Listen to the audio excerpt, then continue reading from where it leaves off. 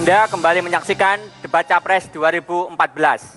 Ini adalah seri penajaman visi dan misi. Pertanyaan pertama kepada Capres nomor urut 1, Pak Prabowo Subianto. Pak Prabowo, tadi dalam paparan Anda, kurang lebih bisa dikatakan bahwa induk dari platform ekonomi ke depan adalah ekonomi kerakyatan. Saya rasa masyarakat menginginkan penjelasan yang lebih detail. Pertama, mengapa harus ekonomi kerakyatan dan bagaimana kebijakan yang akan dibuat untuk mewujudkan ekonomi kerakyatan tersebut. Yang kedua, investasi Indonesia hari ini didominasi oleh penanaman modal asing.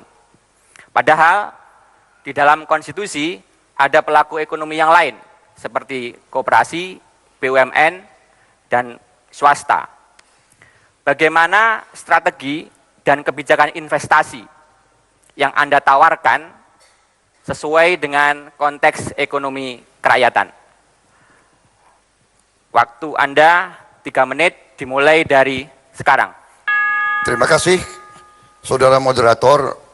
Ekonomi kerakyatan tidak lain adalah ekonomi jalan tengah.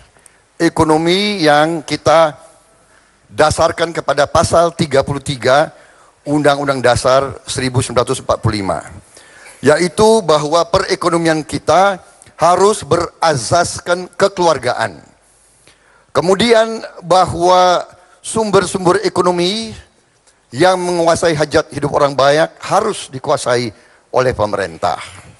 Jadi konsepnya, intinya adalah bahwa ekonomi harus ditujukan kepada penguatan dan pemberdayaan kekuatan rakyat. Tidak hanya pertumbuhan.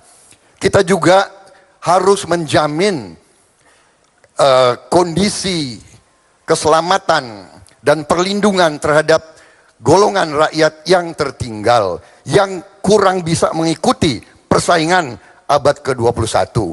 Ini bedanya dengan kita sistem ekonomi Barat atau neoliberal, bahwa pemerintah kadang-kadang hanya sebagai wasit.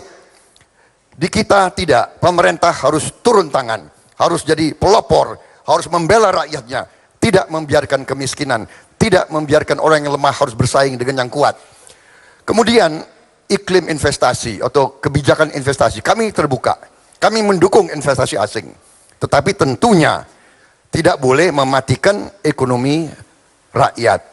Harus kita perkuat koperasi, harus kita perkuat usaha kecil dan menengah, dan untuk itu kita harus mengalirkan dana yang lebih, yang masif, yang tidak tanggung-tanggung untuk memperkuat ekonomi rakyat. Ini adalah strategi kita, dan ini sudah dirintis oleh pemerintah SBY dengan banyak program, dengan KUR, dengan PNPM, dengan juga dana bergulir. Sebagai contoh, dana bergulir yang sampai sekarang 5 triliun bisa menghidupkan 12 juta orang. Bayangkan kalau kita tingkatkan 4 kali lipat, 20 triliun, tidak hanya 5 triliun. Berarti 48 juta orang kita bisa dapat kehidupan. Jadi kita tidak anti investasi asing. Silakan masuk ke Indonesia, bawa uang. Jangan masuk ke Indonesia pakai uang Indonesia. Itu bukan investasi asing namanya itu. Ya kan? Itu akan memakai pasar Indonesia. Silakan masuk, bawa uang, silakan Anda jadi kaya dari Indonesia. Kita tidak keberatan. Tapi intinya ekonomi untuk rakyat. Terima kasih.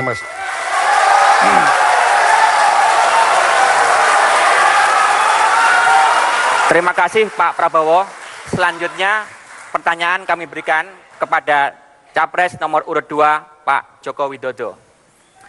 Tadi Bapak sudah menyampaikan visi mengenai ekonomi berdikari. Saya rasa masyarakat juga menginginkan penjelasan yang lebih detail mengenai hal itu.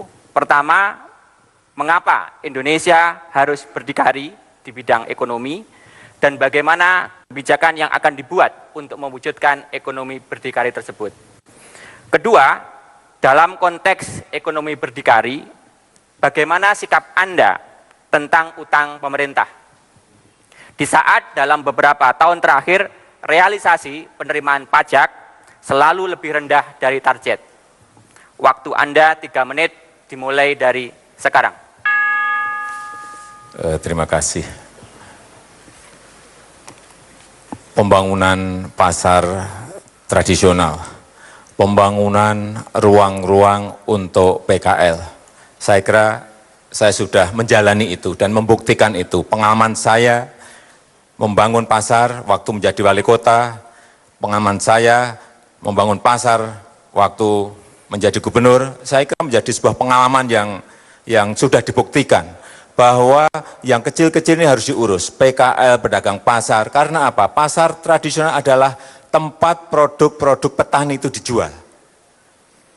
Tempat produk-produk hasil tangkapan nelayan itu dijual. Tempat pengrajin tempe, pengrajin tahu itu menjual dagangannya, ada di pasar tradisional.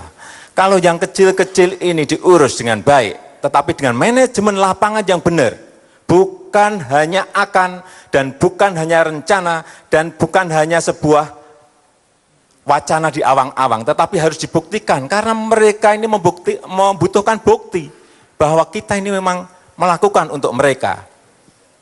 Jadi kalau ruang-ruang itu diberikan kepada pedagang pasar, mereka diberi tempat yang baik, pasar harus bersih, pasar tidak boleh becek, pasar harus ada tempat parkir, pasar harus diberikan zoning basah, zoning kering, zoning buah, zoning sayur.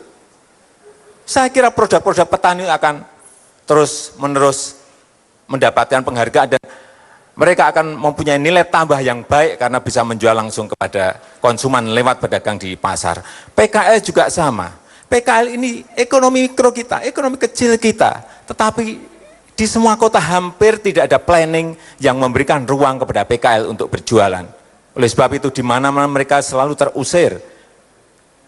Dalam rencana ke depan, semua kota harus memberikan ruang yang sebesar-besarnya bagi PKL, artinya space untuk PKL harus diberikan. Kemudian mengenai ekonomi yang berkaitan dengan hutang, ini bisa kita selesaikan secara bertahap asal ada efisiensi di APBN.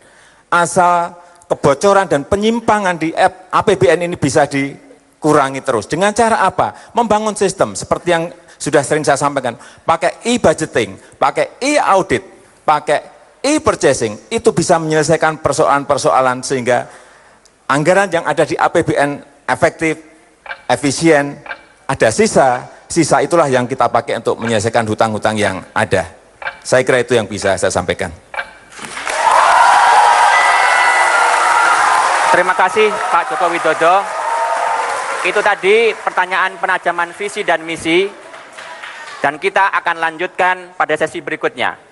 Pemirsa, kami akan kembali saat lagi dalam debat Capres 2014.